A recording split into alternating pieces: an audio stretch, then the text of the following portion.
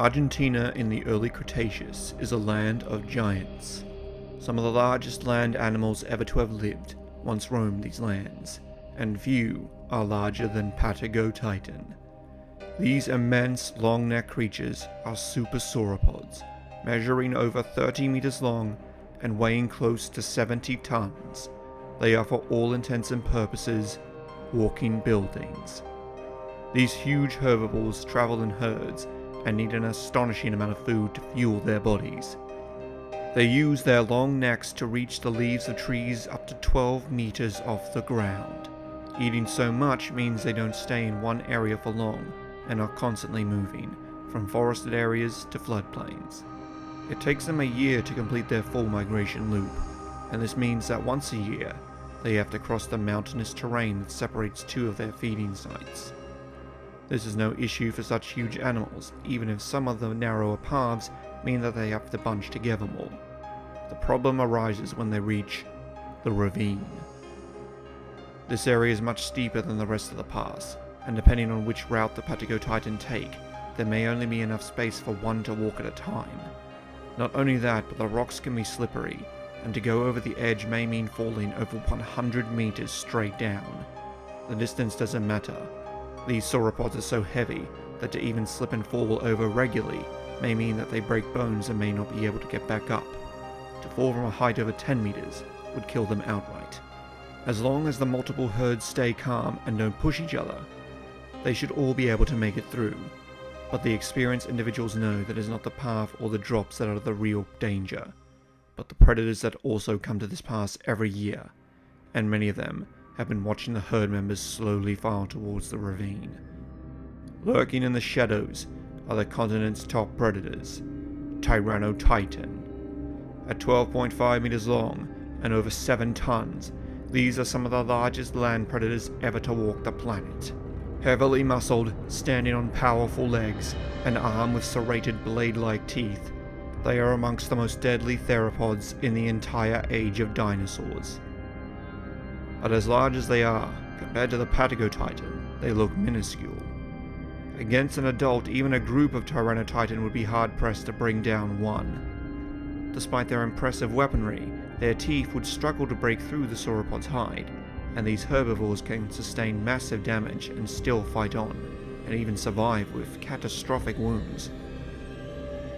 But here in the ravine, the predators have learned the giants are vulnerable, and they gather here in numbers normally unseen to take them down, ready to risk their lives on these rocky slopes for the meal of the year. Their strategy is not to use their own strength, but to use the dangerous terrain itself to send these behemoths to a crashing doom. As the Prehistoric move into the mountain pass, some of the large carnivores are tailing them, keeping a safe distance behind the herds, but close enough that the giant sauropods know that they are there. Others are already within the winding paths of the pass, having gotten here days in advance, knowing their prey would have to come through eventually, hiding in caves, underpasses, or simply laying flat on the dry ground waiting for the telltale signs that the migration has arrived. Now these early arrivals can sense the approaching herds.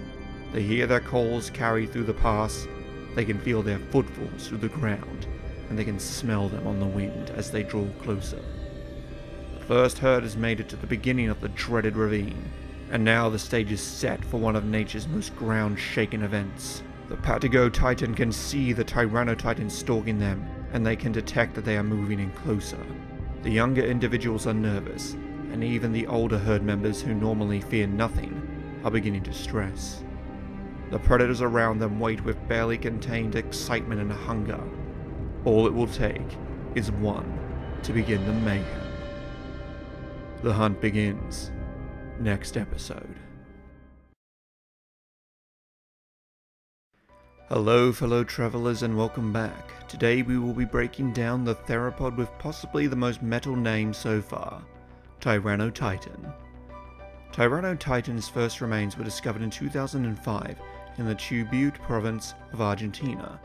Though 2 individuals have been found, we only have parts of the jaws, spine, pelvis and legs, as well as a whole lot of teeth. Though this is far from a complete skeleton, scientists have been able to give fairly accurate calculations for its size. In life, Tyrannotitan grew between 11 and 12.5 meters long, stood 4 meters tall, and weighed up to 7.1 tons. This easily puts it in the top 10 largest carnivorous dinosaurs to have ever lived, close in length to Tyrannosaurus rex, but not as heavy. Speaking of T-Rex, I should probably address Tyrannotitan's rather misleading name. Despite the Tyranno in the name, Tyrannotitan is not closely related to T-Rex. Instead, it belongs to the Carcharodontosauridae family, in the subfamily of Giganotosaurinae, so closely related to Mapusaurus and Giganotosaurus. Of this group, Tyrannotitan is the most basal, as it lacks the air sacs located in the vertebra. Though this would have made the bones more sturdy, it would also have made the animal heavier. The vertebrae are also taller than other members of its family. These higher backbones may have held large muscle attachment sites, giving Tyrannotitan great strength, or could have been used as fat storage for long periods without food. Tyrannotitan's arms were small even when compared to other members of its family. Weirdly though, they were very muscled. What these small yet strong arms could have been used for is a matter of debate. Tyrannotitan's tail is also calculated to be longer and more robust than its family members, and this may have been in order to hold up its enormous skull. Like other Carcharodontids, Tyrannotitan's skull was long, tall, and narrow, unlike Tyrannosaurian skulls, which were wide and more robust. This meant that Carcharodontids had a weaker bite force overall, but were no less effective. Tyrannosaurs evolved to have crushing bite forces, meant to break through bone, while Carcharodontids, like Tyrannotitan, evolved for deep cutting and slashing their prey, and this is evident in their teeth. Unlike Tyrannosaurs that had thick crushing teeth, or Spinosaurs that had long conical teeth, Carcharodontids had thin blade-like teeth with serrated edges, designed to effortlessly cut through flesh and tissue. With that being said, Tyrannotitan's teeth were slightly larger and thicker, as it was the most basal of its family, and hadn't adapted the signature sharp cutting tools, making its dentary more similar to the Allosaur family. So why are their teeth like this? As you may guess, it has to do with what prey they were going after. You see, Tyrannotitan and other members of its family were likely sauropod hunters. With its huge size, Tyrannotitan would have been able to take down small sauropods or even the juveniles of large sauropods relatively easily, but would it have been able to take down colossal species like Patagotitan? This is where its teeth come back into it. Tyrannotitan's teeth were meant to cut clean through flesh, causing deep wounds and severe blood loss.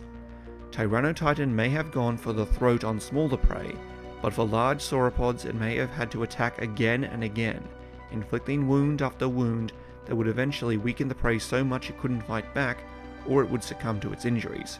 This may have been made easier if Tyrannotitan would work in packs, where each Tyrannotitan would attack one after another, attacking whatever side the sauropod wasn't watching, biting into the underbelly attempting to disembowel their prey, or attacking the legs, cutting at tendons, till it collapsed or couldn't run. Of course, these are all theories, and there's little evidence that Tyrannotitan or other Carcharodontids in general hunted in groups. Another theory is the flesh grazer strategy, where one or more Tyrannotitan would run up to a sauropod and bite off a small chunk of flesh and then retreat, and then repeat with different members of a herd, leaving the sauropods injured but with only superficial wounds. Other than Patagotitan, Tyrannotitan lived alongside Tubutosaurus, another sauropod, Geniodectus, a possible ceratosaur, and a possible species of a belosaurid, known only from teeth. So though we don't know a huge amount about Tyrannotitan, it was clearly an awe-inspiring super predator, one of the largest theropods ever to walk the planet, that laid the groundwork for later members of its family. Also, its name is just awesome, Tyrannotitan. Tyrant Titan. I mean, come on, just say it out loud. Tyrannotitan. Tyrannotitan. Anyway, what do you think of Tyrannotitan? And for my question of the week, do you think only the largest of the theropods even had a hope against taking down the largest sauropods? Or do you think that the long-necked behemoths weren't as invulnerable as many people think? What lesser-known dinosaur would you like me to do a breakdown on next? And until then, I hope you'll join me next week when the real fun begins.